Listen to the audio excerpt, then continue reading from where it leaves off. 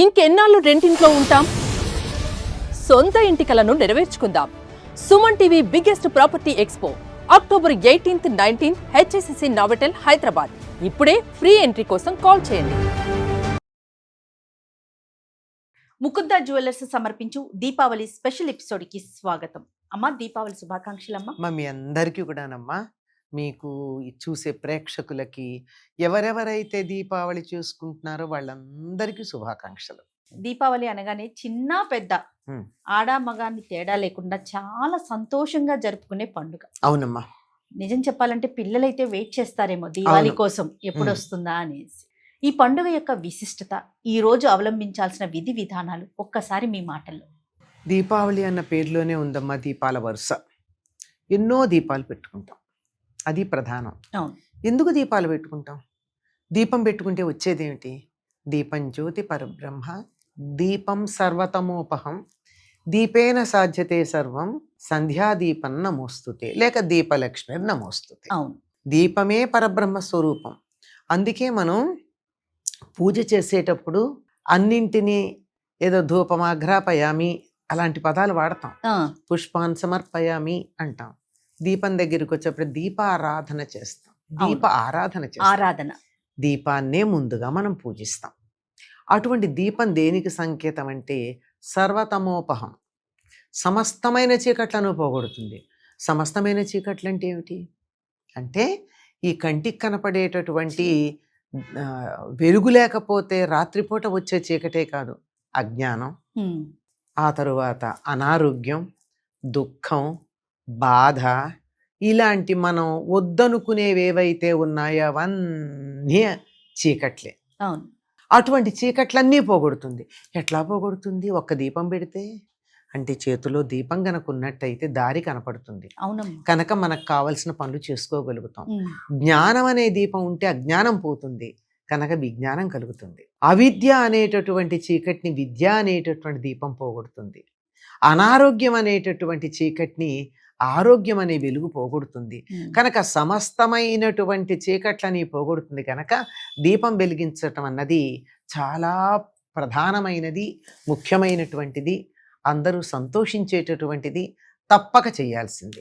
మామూలుగా ఒక్క దీపం పెడితేనే ఇట్లా పోతే ఎన్ని దీపాలు వెలిగించుకుంటే ఎన్ని చీకట్లు పోతాయమ్మా. నిత్య పూజలో మనం ప్రతిరోజు కూడా దీపం పెడతాం. మీరు అన్నట్లుగా ఒక దీపానికే ఇన్ని విశిష్టతలు ఉంటే దీపావళి రోజు అచ్చంగా దీపాలతోనే మనం పూజ జరుపుకుంటాం కదా. దీపానికి పూజ చేస్తాం, దీపాలతో పూజ చేస్తాం. అవునమ్మా, అది దీనికి ఉన్నటువంటి ప్రాధాన్యం. ఈ రోజు అవలంబించాల్సిన విధి విధానాలు, పూజా విధానం, ముఖ్యంగా మనం లక్ష్మీదేవికి పూజ చేసుకుంటాం కదమ్మా. దీని యొక్క విశిష్టత ఏంటమ్మా? లక్ష్మీదేవి ఈనాడు ఆవిర్భవించింది పాలసముద్రం తరచినప్పుడు. అమావాస్య నాడు ఆవిర్భవించింది ఆవిడ. అందుకే అమావాస్య నాడు పుడితే అమ్మాయి అందంగా ఉంటుంది, మహాలక్ష్మి స్వరూపం అంటారు. అందుకు కనుక అమావాస్య అనేది లక్ష్మీదేవికి, అందులో ఆశ్వయుజ అమావాస్య ఇది. అంటే ఉత్తర దేశీయులు కార్తీకం అనేస్తారు, వాళ్ళకి 15 రోజుల ముందు మొదలవుతుంది కనుక. ఆశ్వయుజ అమావాస్య అన్నది అమ్మవారి పుట్టినటువంటి రోజు లక్ష్మీదేవి. అందువల్ల ఆ రోజు ఆవిడ పుట్టడమే కాదు, ఆ రోజే ఆవిడ కళ్యాణం కూడా అయింది. లక్ష్మీ కళ్యాణం కూడాను అంతే. ఎందుకు కళ్యాణం అయిందంటే, ఆవిడ ఆవిర్భవించగానే అందరూ దేవకాంతలందరూ వచ్చి ఆవిడకి చక్కగా అభ్యంగన స్నానం చేయించేస్తారు. ఆ పాల సముద్రంలో ఉన్న మీగడ తెచ్చి ఒంటికి అలది అలా చేయిస్తారన్నమాట. దిగ్గజాలు వచ్చి ఆవిడకి అభిషేకం చేస్తాయి, నీళ్లు తెస్తాయి, ఆకాశగంగ నీళ్లు, అష్టదిగ్గజాలు. అందుకే మనం చూస్తే అటు ఇటు అమ్మవారికి దిగ్గజాలు ఏనుగలు ఉన్నట్టుగా కనపడతాయి. ఆవిడకి అభిషేకం చేయడానికి నీళ్లు తీసుకొచ్చాయి అవి. ఇలా చేసి ఆవిడని అలంకరించినప్పుడు దేవతలందరూ కూడా, బా ఈవిడ నా వంక చూస్తే బాగుండు, నన్ను పెళ్లి చేసుకుంటే బాగుండు, ఇలా కోరుకున్నారు అందరూ ఆ సౌందర్యాన్ని చూసి. ఆవిడ అలా చూసింది, అందరిని చూసి వీళ్ళెవరూ పనికిరారు అనుకుంది. విష్ణువును చూసి ఇష్టపడి తన చేతిలో ఉన్నటువంటి సమూహంలో ఆయన కూడా ఉన్నారు, అక్కడ ఉన్నాడు. ఎందుకంటే లక్ష్మీదేవి పాల సముద్రంలోంచి ఎందుకు పుట్టాల్సి వచ్చింది? దానికి కూడా ఒక కారణం ఉంది కదా. ఏమిటి అంటే, దుర్వాసో మహర్షి శపించటం వల్ల స్వర్గలక్ష్మి స్వర్గాన్ని వదిలిపెట్టి వెళ్ళిపోయి సముద్రంలో దాక్కుంది. స్వర్గంలో ఎటువంటి శోభ, కాంతి, వెలుగు లేకుండా అయిపోయినాయి. బాధపడ్డాడు. పొరపాటు చేశాడు కదా మరి. అవును. ఆయన ఇచ్చినటువంటి దండని మెడలో వేసుకోకుండా ఒక బ్రాహ్మడు మెడలో వేసుకున్న దండ నేను వేసుకుంటానా అని చెప్పి ఏనుగు మీద వేశాడు. ఆ దండ కూడా తను వేసుకున్నది కాదు, విష్ణువు తగ్గించి తెచ్చానని చెప్తే కూడా పట్టించుకోవాలా. ఒకళ్ళు వేసుకున్నది నిర్మాల్యం నేను వేసుకుంటానా అనుకున్నాడు. కానీ నిర్మాల్యం ఎంత పవిత్రమైంది, దేవుడి దగ్గర నుంచి వచ్చింది కదా. ఆ మాత్రం ఆలోచించలేదు గనక నువ్వు అహంకారంతో ఉన్నావు గనక నీ స్వర్గలక్ష్మి నిన్ను వదిలిపోతుంది అన్నాడు. మరి ఎప్పుడు అది కూడా ఉంటుందిగా. ఎప్పుడైనా సరే వీళ్ళు శాపం ఇచ్చారంటే ఒక్క క్షణమే ఉంటుంది, వాళ్ళ కోపం ఎక్కువ ఉండదు. కోపం ఎక్కువ ఉంటే వాళ్ళు అసలు ఋషులే గారు. అవునమ్మా. అప్పుడు మరి ఎప్పుడంటే లక్ష్మి ఎప్పుడైతే మళ్ళీ విష్ణువు చేరుకుంటుందో అప్పుడు నీకు లక్ష్మి వచ్చేస్తుంది అంటాడు. అందుకని సముద్రంలో ఆవిడ దాక్కుంది, పుట్టిల్లు కదా. వీళ్ళు అక్కడ దాక్కుంది. వీళ్ళు పాల సముద్రాన్ని తరచినప్పుడు ఆవిడ ఆవిర్భవించింది విష్ణువుని. ఆవిడ అప్పుడే కదా అమృతం కూడా వచ్చింది. అమృత ఆ తర్వాత అమృతం పుట్టింది. అంతకు ముందు చంద్రుడు పుట్టాడు, తర్వాత చంద్రుడు పుట్టాడు. మొదట లక్ష్మీదేవి. అంతకు ముందే ఐరావతం, కల్పవృక్షం, ఉచ్చైశ్రమ, కల్పవృక్షం, చింతామణి, పారిజాతం, కామధేనువులు ఇవన్నీ ముందరు ఆవిర్భవించాయి. అంతకన్నా ముందు ధన్వంతరి ఆవిర్భవించాడు. ఇవన్నీ వరుసగా అయ్యి అప్పుడు ఆవిడ లక్ష్మీదేవి ఆవిర్భవించింది. అందువల్ల లక్ష్మికి చాలా ప్రీతిపాత్రమైనటువంటి రోజు లక్ష్మి యొక్క జయంతిగా మనం చెప్పుకుంటూ ఉంటాం. ఆ రోజు వివాహం కూడా జరిగిందమ్మా. అప్పుడు అయిపోయింది, ఆవిడ చేపట్టింది అంతే, కళ్యాణం మనం చేయడం కాదు. ఆయన మెడలో దండ వేసింది, అయిపోయింది, వెళ్ళింది. అక్కడి నుంచి ఆవిడ తన వాహనం ఎక్కి విహారానికి బయలుదేరింది. అమ్మవారి యొక్క వాహనం గుడ్లగూబ. గుడ్లగూబకి పగలు కళ్ళు కనిపించవు కనుక అందుకే దీపం పెట్టాక చీకటి పడ్డాక మనం అమ్మవారికి పూజ చేస్తాం, మన ఇంటికి వస్తుందని. కానీ ఈ కథ నేను మొట్టమొదటిగా వింటున్నానమ్మా. జనరల్ గా మేము అంటే మా అందరికి తెలిసిన కథ ఏంటంటే కృష్ణుడు యుద్ధానికి వెళ్ళటం, తర్వాత సత్యభామ రాక్షసుని వధించటం, ఇదంతా జరిగింది. కాక ఇది కూడా జరిగింది, ఇది జరగపోలా. ఇది కాక నరకాసుర వధ కూడా కారణం. ఈ రోజున అనేకమైన సత్కార్యాలు జరిగాయి, మంచి పనులు. అందులో ఇదొకటి, లక్ష్మీదేవి ఆవిర్భావం. మరి లక్ష్మీ పూజ ఎందుకు చేస్తారు? అవును, ఇది కారణం. లక్ష్మీ పూజ ఎందుకు చేయాలన్న దానికి చెప్పాను ఇది. అదేనమ్మా. సో గుడ్లగూబ ఆవిడ వాహనం కాబట్టి పగలంతా కనిపించదు కాబట్టి సాయంత్రం మనం విహారానికి బయలుదేరింది. తర్వాత అందుకే మనం రాత్రి పూట పూజ చేస్తాం ఆవిడికి. ఇంట్లో దీపాలు వెలిగించుకుంటే లక్ష్మి ఉంటానని చెప్పినటువంటి స్థానాల్లో దీపాలు ఒకటి. అందులో ముఖ్యంగా ఆవునేతితో వెలిగించిన దీపం. ఈనాడు తప్పనిసరిగా ఆవునేతి దీపాలు పెట్టుకుంటారు చాలా మంది. ఆవు నెయ్యి దొరకని సందర్భంలో నువ్వుల నూనె దీపం, వేరేవి పెట్టరు, వేరేవి పెట్టకూడదు. ఈ నెలంతా కూడా నువ్వుల నూనె దీపమే పెట్టాలి. మట్టి ప్రమిదల్లో పెట్టుకుంటాం కదమ్మా. మట్టి ప్రమిదలు పెట్టుకోవచ్చు, అంటే బయట పెట్టేవి, లోపల పెట్టుకునే వాటిల్లో మనకు ఉండేటటువంటి ఎన్ని రకాల ప్రమిదలు ఉంటే అన్నిట్లోనూ పెట్టుకుంటాం. ఇది అందుకని ఆ సాయంకాలం పూజ చేయడంలో ఉన్న విశేషం ఇది. ఈనాడు లక్ష్మీ పూజ చేస్తారు. అయితే ఈ వ్యాపారస్తులు ఈ రోజు పుస్తకాలు మార్చుకుంటారు గనక వాళ్ళు రాత్రి చేసినా మనం మామూలుగా పగలు చేసుకుంటాం, లక్ష్మీనారాయణ పూజ చేసుకుంటాం దీపావళి నాడు. అవును, అది. దీంతో పాటుగా మరి కృష్ణుడి కథ కూడా చెప్పాలంటే, నరకాసురుడు ఉన్నాడు. నరకాసురుడు ప్రస్తుతం మనకున్నటువంటి కామరూపదేశం అంటామే అస్సాం, అక్కడ రాజు బాగానే పరిపాలిస్తున్నాడు. కానీ కొన్ని రకాల చెడ్డ స్నేహాల వల్ల రాక్షస అంశ కూడా ఉంది గనక తన కలకాలం బతికుండాలని చెప్పి తాంత్రిక పూజలు చేయాలనుకుంటే ఎన్ని వేల మందో రాజకుమారులని రాజకుమార్తెల్ని బలి ఇస్తే కామాఖ్యాదేవి అనుగ్రహిస్తుంది అని చెప్తే రాజకుమార్తెల్ని రాజకుమారులని తీసుకెళ్ళి చెరసాల్లో బంధించాడు. ఒక్కసారి ఇవ్వాలి, మళ్ళీ రోజుకోసారిగా, రోజుకొకళ్ళు కాకుండా ఒకేసారి ఇంతమందికి బలి ఇచ్చినట్టయితే అదేదో వాళ్ళ కోరికలు రాక్షసుల కోరికలు ఒకేలా ఉంటాయి కదా, అలా అని. ఇది తాంత్రికం. కామాఖ్య ఇప్పటికి కూడా కొంత తాంత్రికం నడుస్తూ ఉంటుంది మా కామాఖ్యలో. అక్కడ అలాంటిది ఈ కృష్ణుడు తాను నరకాసురుని సంహరించడానికి బయలుదేరుతుంటే సత్యభామ నేను కూడా వస్తానంది. ఎందుకు యుద్ధభూమికి అన్నాడు. ఏం లేదు, నేను అక్కడ నువ్వు యుద్ధం చేస్తుంటే చూసి ప్రత్యక్షంగా యుద్ధాన్ని నేను అందరికీ చెప్తా. మిగిలిన చోట్ల మామూలుగా ఎట్లా ఉంటుంది, ఇంత గొప్పగా రాక్షసుని సంహరించాడు అని చెప్పుకోవాలి. ఇప్పుడు అట్లా కాదుగా, నేనే చెప్తాను సంహరించాడు నా కళ్ళతో చూశానని.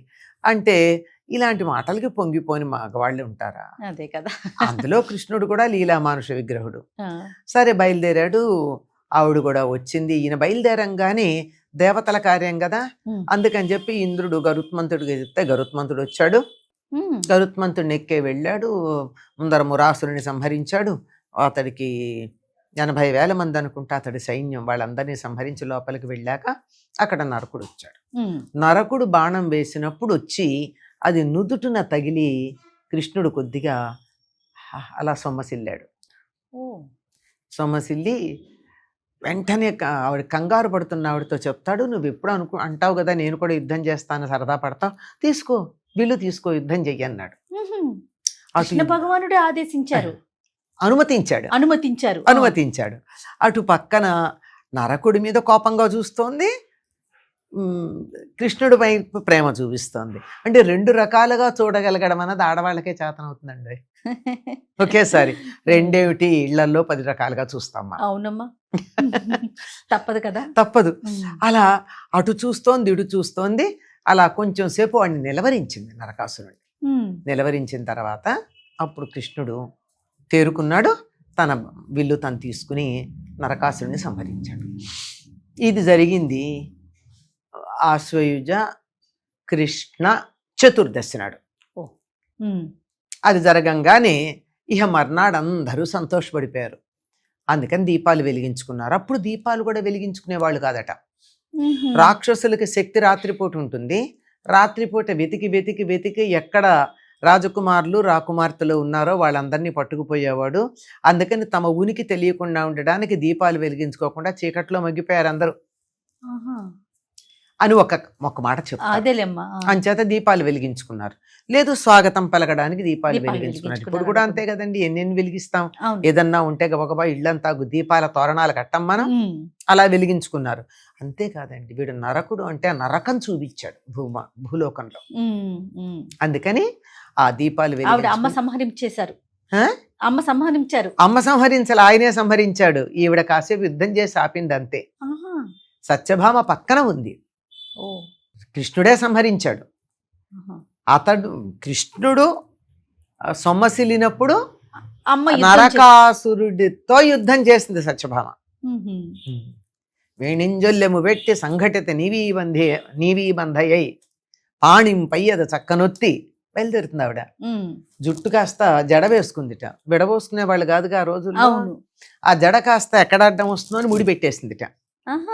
ముడి పెట్టేసి ఈ పమిటేలా తీసి ముందరి నుంచి ఇట్లా కట్టుకొని పనిచేసి దానికి ముందర పమిట దోపుకుంటారు కదా. పాణిం పయ్యద చక్కనొత్తి సంఘటిత నీవీ బంధయ్యై, ఎక్కడన్నా ఏదన్నా వస్త్రాలు కొంచెం లూజ్ అయ్యి అటు ఇటు తిరిగితే చాలా గట్టిగా బిగించుకుని ఆవిడ చక్కగా యుద్ధం చేసింది అని చెప్తారు. ఎంత బాగా ప్రిపేర్ అయిందో కూడా వర్ణిస్తాడు పోతనామాచ్యుల వారు.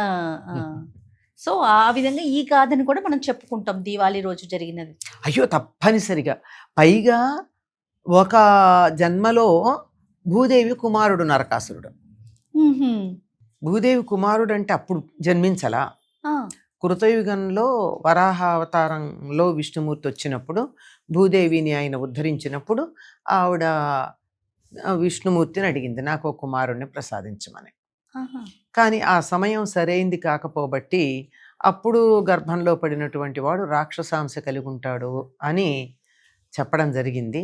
దేవతలు ఆ గర్భంలో నుండి శిశువు బయటికి రాకుండా కట్టడి చేశారు, లోకకంటకుడవుతాడని. ఇంతకాలం నేను ఈ గర్భాన్ని మోస్తాను అని చెప్పి భూదేవి మొరబెట్టుకుంటే ద్వాపరం చివర, అంటే కృతయుగంలో గర్భవతి అయింది. ద్వాపరం చివరిలో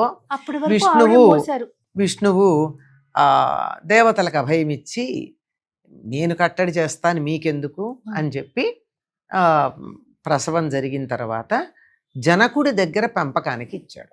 జనకుడు అంటే మిథిలా నగరాన్ని పరిపాలించే రాజులందరికీ కూడా జనకులు అనేటటువంటి బిరుదం ఉంది. అవును.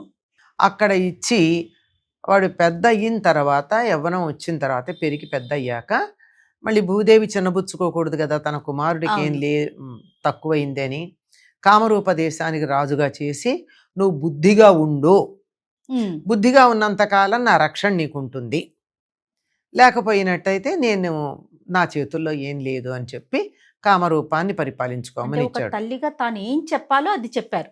ఆ తండ్రిగా చెప్పాల్సింది చెప్పాడు. ఇంత దుర్మార్గుడికి కూడా చెప్పాల్సింది, రక్షించాల్సింది ఉంది, అవసరమైతే శిక్షించాల్సింది కూడా ఉంది. కనుక ఆ మాట చెప్పాడు. కామరూపం అంటే అస్సాం, అక్కడ కామాఖ్యాదేవి చెప్పారమ్మా. విష్ణువు చెప్పాడు, భూదేవి కాదు విష్ణువే చెప్పాడు. అయితే వాడు దండించబడుతుంటే మాత్రం నా కళ్ళెదురుగా జరగాలని కోరుకుందని ఒక ప్రాణంలో చెప్పబడింది. వాడు కోరుకుంటాడు నా తల్లిదురుగానే అవ్వాలని. అయ్యింది, వెడతారు, కామరూపాన్ని పరిపాలించుకుంటూ ఉంటాడు. బుద్ధిగానే ఉన్నాడు చాలా కాలం.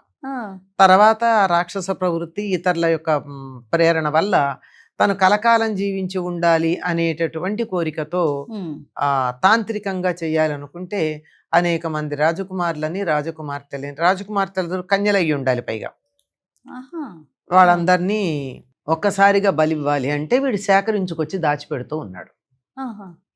ఈ సంగతి తెలిసినటువంటి దేవతలు కృష్ణున్నప్పటికి ద్వాపరం వచ్చేసింది, ద్వాపరం చివరకు వచ్చేసారు. అంటే ఇంతకాలం పరిపాలన చేశాడు. అయ్యాక దేవతలందరూ కృష్ణుడిని అడిగితే ఆయన యుద్ధానికని బయలుదేరుతూ ఉంటే, ఆయన యుద్ధానికి బయలుదేరగానే దేవకార్యం కదా, గరుత్మంతుడు వచ్చాడు. గరుత్మంతుడిని అధిరోహించి బయలుదేరుతూ ఉంటే సత్యభామాదేవి నేను కూడా వస్తానంది. ఎందుకు, నేను నిన్ను వదిలిపెట్టి ఉండలేనంది. అదేమనుకున్నావు, ఉద్యానవనంలో విహారమా ఏమన్నానా, అది యుద్ధభూమి, నువ్వు అక్కడికి వచ్చినట్టయితే ఎలా తట్టుకుంటావంటే, అని యుద్ధం చూసి అందరికీ చెప్తాను, మామూలుగా అయితే అక్కడ అంతమందిని చంపాట, ఇంత పరాక్రమం చూపించాడు అని చెప్పుకోవాలి, ఇది నేను చూసి చెప్తాను అంటే సరేనన్నాడు. అసలు ప్రణాళిక వేరే ఉంది, కానీ పైకి మాత్రం ఆవిడ మాట విన్నట్టుగా నడిచి తీసుకెళ్ళాడు. వెళ్ళాడు, అక్కడ మురాసురుడిని కాపలా కాస్తున్నట్టు మురాసురుడు వాడి సైన్యాధ్యక్షుడు ఉన్నాడు, అతన్ని సంహరించాడు. ఆ పైన నరకుడు వచ్చాడు యుద్ధానికి. నరకుడు యుద్ధం చేస్తూ ఉంటే ఒక బాణం వచ్చి ఆయనకి ఇలా నుదుట తగిలింది. అప్పుడు కాస్త సొమ్మసిల్లినట్టయి, ఎప్పుడు యుద్ధం చేస్తాను ఉత్సాహపడుతూ ఉంటావు కదా, లెమ్మా లే, నువ్వు కైకొమ్మ ఈ విల్లు తీసుకో అని చెప్పి యుద్ధం చేయమంటే ఆవిడ చక్క యుద్ధానికి సిద్ధపడిపోయింది. వేణింజొల్లెము పెట్టి సంఘటిత నీవి బందయ్యి పాణింపయ్యద చక్కనొత్తి అని చెప్తూ ఆవిడ చక్కగా జుట్టంతా ముడేసుకుందట, అంటే జడని ముడేసుకుంది. పమిట కొంగుని బొడ్లో దోపుకుంది. ఏదైనా పని చేస్తే అదే కదా అడ్డం రాకుండా ఉండడానికి, అలా చేసుకుంది. ఎక్కడా కూడా కట్టిన కట్టు, చీర కట్టు ఎక్కడా జారిపోకుండా గట్టిగా ముడివేసుకుంది. ఎడం చేత్తో విల్లు పట్టుకుంది, కుడి చేత్తో ఇలా బాణాలు తీసింది. ఎలా ఉందిట అంటే ఆవిడ చుట్టూతా ఈ విల్లు చంద్రుడు చుట్టూతా పరివేషంలాగా ఉందిట. ఆవిడ ముఖమేమో చంద్రబింబంలాగా, దాని చుట్టూతా గుడి కడుతుంది కదా చంద్రుడి చుట్టూతా, అట్లా ఉందిట. అలా వాడి మీద బాణాలు వేస్తోంది. వాడి మీదేమో కరకు బాణాలు వేస్తోంది, ఇటేమో కృష్ణుడి మీద మన్మథ బాణాలు వేస్తోంది. అలా వాడిని కఠినంగా చూస్తోంది, ఈయన ప్రేమగా చూస్తోంది. ఇలా చేయగలిగిన ఒక స్త్రీలకే సాధ్యం అనుకుంటా. అంతేనమ్మా. అట్లా చూస్తుంది. ఈ లోపల ఆయన సొమ్మసిల్లినటువంటి కృష్ణుడు లేస్తాడు. లేచి తానే యుద్ధం చేసి నరకాసురుణ్ణి సంహరించడం జరుగుతుందన్నమాట. అప్పుడు వాళ్ళందరూ వచ్చి రాజకుమార్తెల్ని రాజకుమారుల్ని విడిపిస్తాడు. అక్కడ ఉన్నటువంటి ధనరాశులన్నీ కూడా ఓడల్లో ఎక్కించి రాజకుమారులకి రాజకుమార్తెలకి ఇచ్చి పంపిస్తే, రాజకుమార్తెలు మేము వెళ్ళము మా రాజ్యాలకి అని అందరికీ కూడా ఒక్కసారిగా కృష్ణుడిని చూస్తే మన్మథ భావం కలిగిందట. 16,100 మంది ఉన్నారు వీళ్ళు. ముందర ఆ సంగతి తర్వాత మేము మా రాజ్యాలకు వెళ్ళమన్నారు. అప్పుడు వీళ్ళందరినీ, అక్కడ అస్సాం ఎక్కడుందో తెలుసు కదా మీకు, ఇదంతా తిరిగి భారతదేశానికి ఇట్లా తిరిగి ఇటు నుంచి తిరిగి ఇటు వస్తే గానీ ఇటు ద్వారక రాదు. ఓడలు ఎక్కించి పంపించాడు ఇంతమందిని ద్వారకకి. వీళ్ళందరూ వెడితే దేవకీదేవి యొక్క అంతఃపురంలో ఉన్నారు వీళ్ళు ఇంతమంది. అందరినీ ఆవిడ ఆదరించింది. ఆవిడ సమ్మతితో తర్వాత ఎప్పుడో వివాహం చేసుకుని అందరినీ ఒకే ముహూర్తంలో. అంచేత కృష్ణుడికి భార్యలు 16,000 మంది, గోపికలు కాదమ్మా, 16,108 మంది భార్యలు, అందరూ రాజకుమార్తెలు వాళ్లే. గోపికలు వేరు, ఈ రాజకుమార్తెలు వేరు. మళ్ళీ తను గరుత్మంతుడిని ఎక్కి ద్వారకా నగరానికి ఇటు నుంచి ఇలా వెళ్ళిపోవచ్చు కదా, వెళ్ళిపోయాడు. ఎప్పుడైతే నరకాసురుడు సంహరించబడ్డాడో అందరూ సంతోషంగా దీపాలు వెలిగించుకున్నారు. ఎందుకు అంటే అతడు ఎక్కడ తమ పిల్లల్ని పట్టుకెళ్ళిపోతారో అని దీపాలు వెలిగించుకునేవాళ్ళు కాదు. ఎందుకని, రాత్రిపూట రాక్షసులకి శక్తి ఎక్కువ. అవును, అందుకని రాత్రిపూట వచ్చి అక్కడ పట్టుకెడతాడని దీపాలు వెలిగించుకోకుండా ఉన్నారట. చీకట్లోనే ఉండేవారు. చీకట్లోనే ఉండేవారు. వాడు చచ్చిపోయాడు కదా అని ఆనందంగా దీపాలు వెలిగించుకున్నారు అని చెప్తారు. అందుకు ఇది ఒకటైతే నరకుణ్ణి చంపిన రోజుని మాత్రమే కాదండి, ఇది నరకం చూపించాడండి అందరికి, ప్రజలకి. దీపాలు వెలిగించుకోకుండా చీకట్లో ఉన్నారంటే అది నరకం కాదా? అంతకన్నానా? అంతకన్నానా? అందుకని ఆనందంగా దీపావళి నాడు, నరకుడు వాడు చతుర్దశి నాడు చనిపోతే దీపావళి నాడు చక్కగా దీపాలు వెలిగించుకుని ఆనందంగా సంతోషంగా గడుపుకున్నారు. చాలా సంతోషం అమ్మా. అంటే దీపావళి పండుగతో పాటు పురాతన గాథలను కూడా తెలుసుకునే మరి ఒక గాథ లేనిదే మనకు పండగ రాదు. ఎలా వస్తుంది? ప్రతి పండగ వెనకాల కరెక్ట్ ఒక గాథ, కానీ దీపావళి వెనకాల బోలెడు గాథలు ఉన్నాయని చెప్తారు. అవును, అవును. దేవతలకు సంబంధించింది ఉంది, ఇక్కడ భూలోకానికి సంబంధించింది ఉంది, సిక్కులకు సంబంధించింది ఉంది, ఇట్లా అన్ని మత సంప్రదాయాలకు సంబంధించిన వాళ్ళకి సంబంధించిన ఒకానొక అద్భుతమైనటువంటి సంతోషకరమైన విషయం దీపావళి పండుగ. దీపావళి మనం చూసుకునే దీపావళి పండుగ రోజున ఉంది. చాలా సంతోషం అమ్మా. మరొక్కసారి మీకు దీపావళి శుభాకాంక్షలు. అందరికీనమ్మా, అందరికీ కూడా అన్ని రకాలైనటువంటి చీకట్లు పోయి అన్ని రకాలైన వెలుగులు కలగాలని ఆ లక్ష్మీదేవిని ప్రార్థిస్తూ స్వస్తి.